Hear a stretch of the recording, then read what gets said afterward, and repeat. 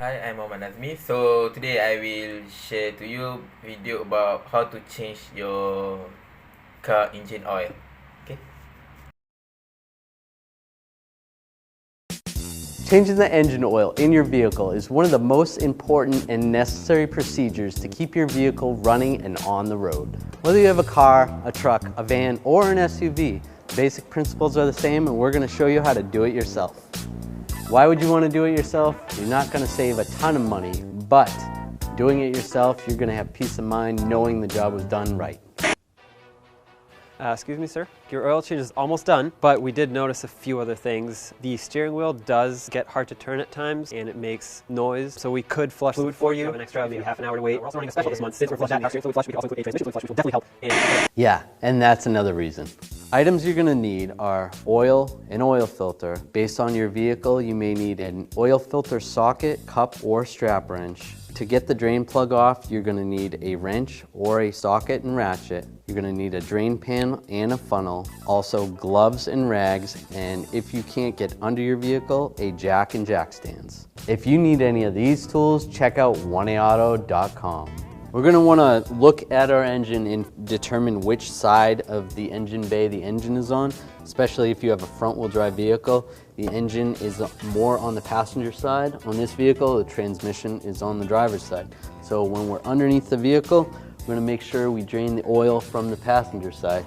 Don't drain the transmission by accident. It happens all the time. We're going to look for the fill cap. Fill cap is right there, and it says what kind of oil to use, 5W30 for this vehicle.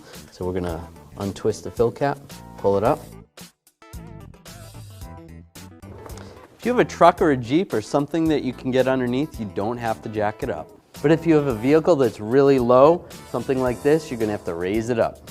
When raising the vehicle, you want to make sure you use the proper jacking locations on the vehicle, and you want to be on a solid level surface, and you don't want to be in the dirt. Make sure you remove the drain plug counterclockwise. You do not want to tighten it by accident and damage the pan. Now we can let the oil drain out completely. So you're going to want to look at your drain plug, make sure the threads look pretty good. This one looks okay. And also keep in mind the gasket. If the gasket looks like it's torn or crushed at all, you're going to want to replace it. Sometimes you'll have a metal gasket, and it's a good idea to replace the metal ones every time. But with the rubber ones, as long as it looks okay, you can just reuse it. Now we're going to reinstall the drain plug. Take our wrench, and once the drain plug's snug, we're just going to snug it up a little bit more. And that's good. You don't want to over tighten it, or you could damage the oil pan. Now we're going to locate your oil filter. Some filters are underneath the car near the front of the engine, some of them are in the rear of the engine, and some of them are on the side near the wheel well. In this car, the filter is right on top. There's two types of filters. You have the canister or twist-on type filter, or you have the cartridge filter. With the canister type filter, you're going to want to make sure you lubricate the seal on the outside with oil, otherwise it's going to be very difficult to remove the next time you remove it. And when you're installing these types of filters, once it's snug, you give it another quarter turn, and that's it. This is where you're going to use your oil filter removal tools. You're going to either use the oil filter socket tool for the cartridge style. Sometimes you'll need a cup for the cartridge style. Also for the canister style, if you have the correct cup, that will work for that as well, or a strap wrench. Now that you've drained the oil and changed the filter, it's time to add the oil.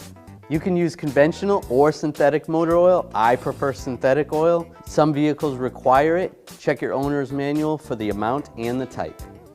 Don't forget to put your cap back on. That would be bad. Now we're going to start the car for about 10 to 15 seconds and get the oil where it needs to go. After shutting the engine off, let it sit for about 2 or 3 minutes, and then we're going to check the dipstick.